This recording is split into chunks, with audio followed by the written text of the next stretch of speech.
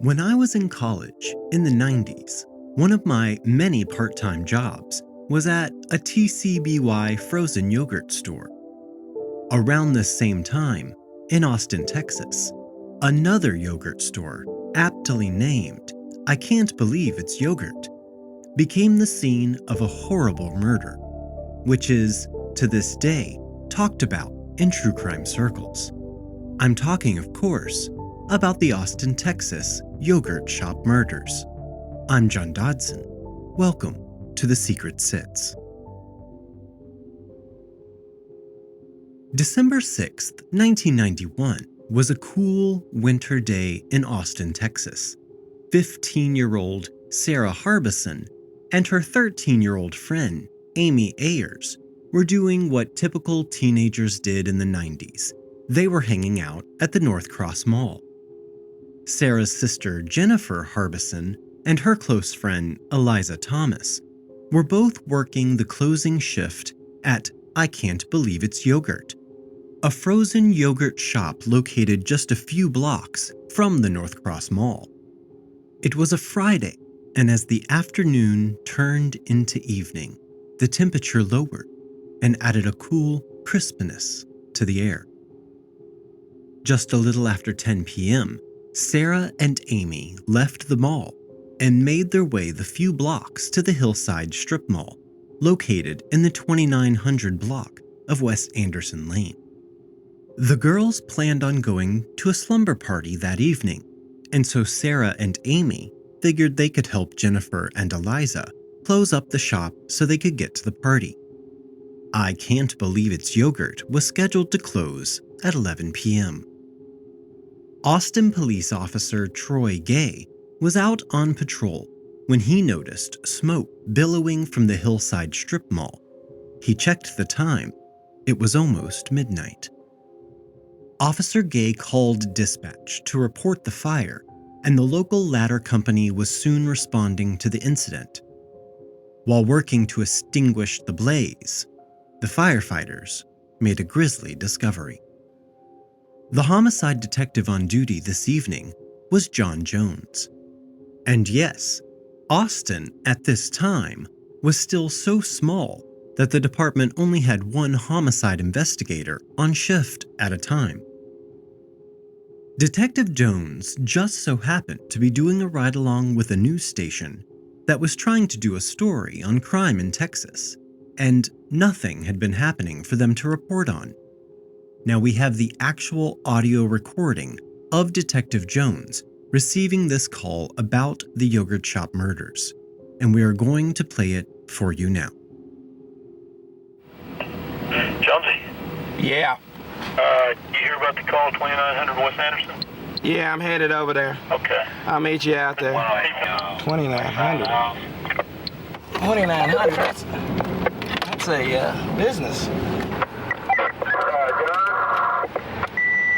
Go ahead, Wayne. It's, apparently a robbery homicide is 3 fatalities. That's 10-4. We're en route.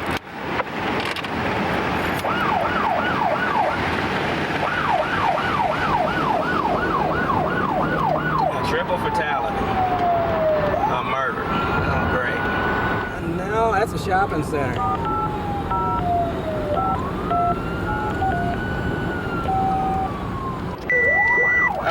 Where do I need to come to in here? What place of business is this here? This is the, I Can't Believe It's Yogurt. We're around the back. You come around the back here at the wall. What they had discovered were the bodies of Jennifer, Sarah, Amy, and Eliza. All 4 girls were deceased. They could see that each girl was nude, and that each had been bound and gagged using their own clothing. One strange thing that investigators noticed right away was that Amy's body was discovered in the larger open space in the back of the shop. It lay on its own, while the other 3 girls' remains were found in the deepest portion of the back room, right next to the back door of the establishment. Jennifer was found in a corner made up of the walk-in freezer and a shelving unit which held supplies for the shop. Eliza and Sarah's remains were sort of stacked on top of one another. The girls had been displayed in a gratuitous manner, with their legs wide spread, and one of the girls had an ice cream scoop lying between her legs. Also, the killer or killers had attempted to burn the bodies, adding accelerants such as napkins and other flammable items from around the store, and then they soaked the bodies with lighter fluid and set the shop on fire. We will later find out from the girls' autopsies that each girl had been shot execution style through the back of their heads. It was also confirmed that at least 2 of the girls had been raped. It was also confirmed later, through ballistic analysis, that 2 different guns had been used to commit these murders. This is where the theory of at least 2 assailants comes into the picture. It is also later determined that the store had been robbed of $540. The lead detectives on this case were Detective John Jones and his partner, Detective Mike Huckabee. The investigation was marred from the beginning, and we have seen this in so many cases of murder covered up by a fire. The firemen who had responded to the initial call about the fire had successfully extinguished the blaze, but in doing so, most, if not all, of the vital forensic evidence was washed away with the remnants of the fire. Also, during the processing of the scene, there were some basic protocols which were broken or just ignored. For example, rape kits are performed by the medical examiner at their office in a sterile and contained environment. However, in this case, Detective Jones persisted that the rape kits be done right then, at the scene of the crime. Also, the medical examiner did not test any of the 4 bodies for accelerants, which is also a standard practice in a fire homicide case. And I am not trying to say that anyone in particular is to blame here. As I have said before, this department is tiny, and crimes in Austin are just not that prevalent. I have read that the crime scene tech had only processed 1 arson fire before this one, ever. No one collected fingerprints from the restrooms. The back door lock, which had been broken off by the firefighters responding to the fire, had just been discarded and not examined for evidence, and almost none of the items left around the girls in the back room where the bodies were found were collected as evidence. We are also talking about 1991, and not every police department in the country had the resources to mount a full-fledged forensic unit. In fact, the Austin department, at the time, only had 1 fingerprint unit available. Despite this, Jones and Huckabee had plenty of suspects. Tips started flooding into the police station, quickly overwhelming the small homicide squad with 342 suspects and at least a dozen false confessions. The detectives started in the most obvious place first.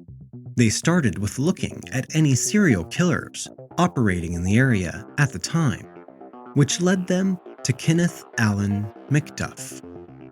Mcduff was a convicted serial killer who had operated in the state of Texas.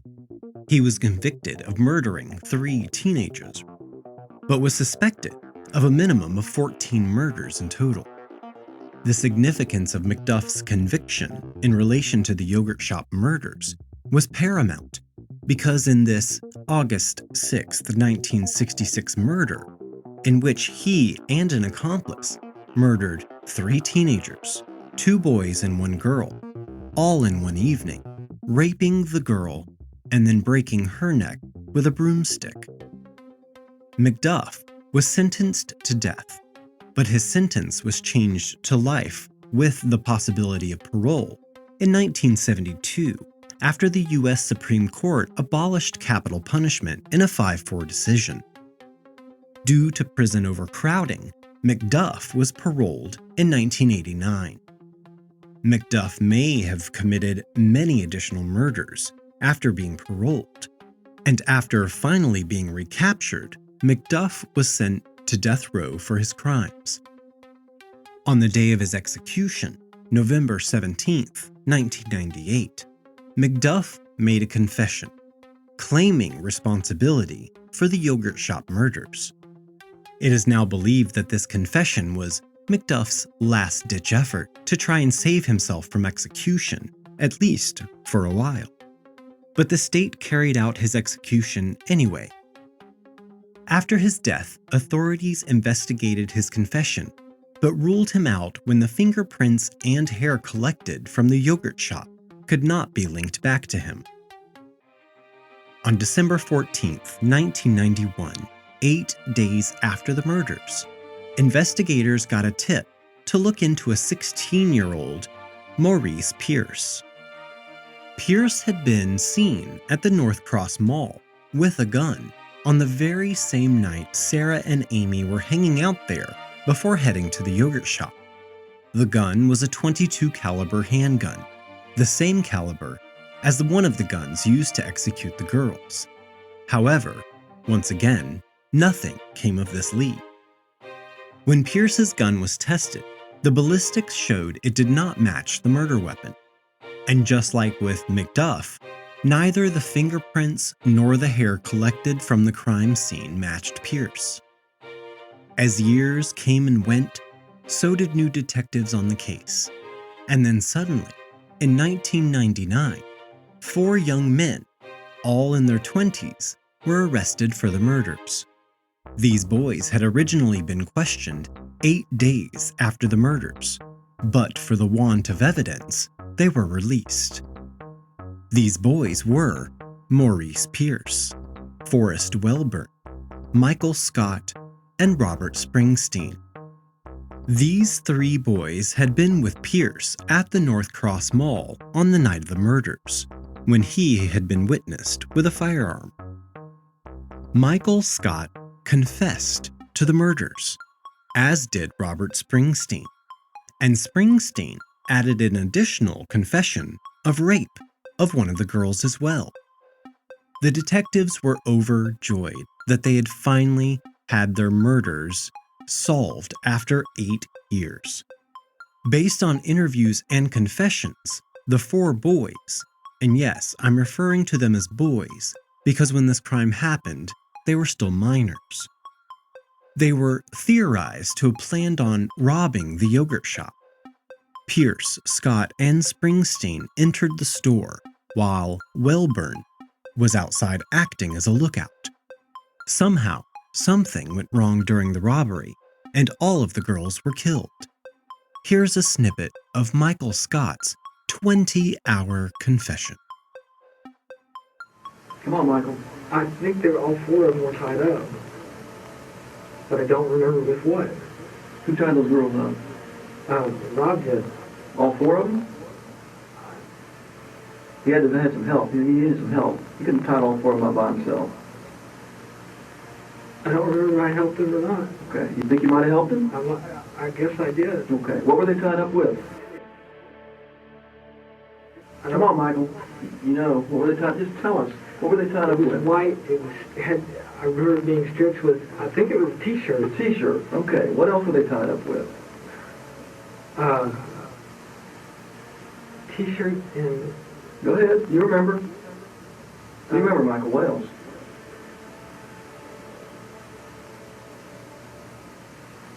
Come on, brother. You know. You know. T-shirt and I want to say electrical cord. No. Think harder. T-shirt and something else. I'm not going to tell you. Because you know. I want to hear it from you. I'm trying to remember, guys. Something else. It was T-shirt and something else. And you helped Rob tie him up. I guess I did. Yeah, you did. What were the girls wearing by the time they were tied up? What were they wearing? Michael, that's a gimme. Yeah. That's an easy one. Not a whole lot. Not a whole lot. Use their own clothes to tie them up. Use their own clothes to tie them up. You and Rob. And by the time you were done, what were they wearing? Say it. Nothing. Nothing. There you go. Ultimately, all charges against Wellborn and Pierce had to be dropped due to a lack of evidence linking them to the crimes. This was exceptionally difficult for the families of the slain girls, because Pierce was supposedly the mastermind behind the robbery, which then led to the murders. Scott and Springsteen were each tried separately for the murders, and each was found guilty of capital murder. Springsteen received the death penalty as his sentence, and Scott was sentenced to 99 years in prison. Soon after these convictions, however, there were serious concerns raised as to Springsteen and Scott's actual innocence. 1. There had been no physical evidence linking either man to the crime. 2. Both men stated later that their initial confessions had been coerced. On top of this, a photo surfaced which showed a member of the Austin Police Department holding a gun to Scott's head during his interrogation. Now, I'd say that's the most proven case of police intimidation I've ever heard of. Because of all of this, approximately 15 years after the murders, convictions for Scott and Springsteen were overturned. A judge ruled that both men's Sixth Amendment rights were violated. Both men's confessions were used in court against one another, but neither man was able to face his accuser because their attorneys were never given the chance to do a cross-examination. When evidence from the crime was retested in 2008, DNA from the crime did not match any of the 4 boys who had been arrested for the crime. The Travis County DA at the time, Rosemary Lemberg, stated that she was sure Scott and Springsteen were responsible for the murders, but they were declining to retry them until the unknown male DNA and evidence was matched to its owner. Almost all of the authorities in Austin still believe that they had the correct 4 suspects all along. But now, they put their faith in there being a mysterious 5th man who had never been mentioned before, who helped carry out these crimes. This 5th man theory was viewed by many as ridiculous, and I must say, I agree. You can't make a case against 4 men you think perpetrated a crime. No DNA, no weapon, nothing. So let's just say there was a random 5th guy there, and he had 2 different guns. He was the only one who left DNA evidence. Sounds shady as hell to me. Many who had been involved in this case, or those like us who have been exposed to this case through our love of true crime, believe in an entirely different theory on how this case happened. It is believed by some that there were actually 2 unidentified customers who were in the yogurt shop right up till closing time. This coincides with the fact that police interviewed 52 customers who had visited I Can't Believe It's Yogurt on the day of the murders. However, 2 men who were placed at the store by witnesses have never been found. 3 customers who had left the store just prior to it closing said that on their way out, they had noticed 2 men sitting in a booth close to the restrooms. It appeared that one of the men had ordered a soft drink. As they left, one of the customers says she saw Jennifer lock the front door and put up the closed sign to alert any other customers that the store was now closed while the girls started to clean up for the night. The 2 men sitting in the booth were still inside the store at this point. The witnesses to this incident described these mysterious men in the following way. One has lighter hair, maybe like a dirty blonde, and is about 5'6", in his late 20s or early 30s. The other is described as a bigger man, Both were wearing bigger coats. One had a green coat, army fatigue kind of looking jacket. The other had a black jacket. To this day, neither of these men have ever been identified. The 1991 yogurt shop murders changed Austin forever. The mayor at the time called the murders the crime where Austin lost its innocence. The violent and sudden loss of 4 young girls with their entire lives ahead of them caused residents to question the safety of their beloved city. The I Can't Believe It's Yogurt shop is now gone, and in its place is a nail salon. The only vestige left is a plaque in the parking lot under an old oak tree that reads, "In loving memory of Jennifer Harbison, Sarah Harbison, Amy Ayers, and Eliza Thomas, forever in our hearts." If you have any information that can help solve this case, please call 512-472-TIPS. I'm John Dodson, and thank you for joining us on The Secret Sits. Audio engineering by Gabriel Dodson. Original artwork provided by Tony Lay.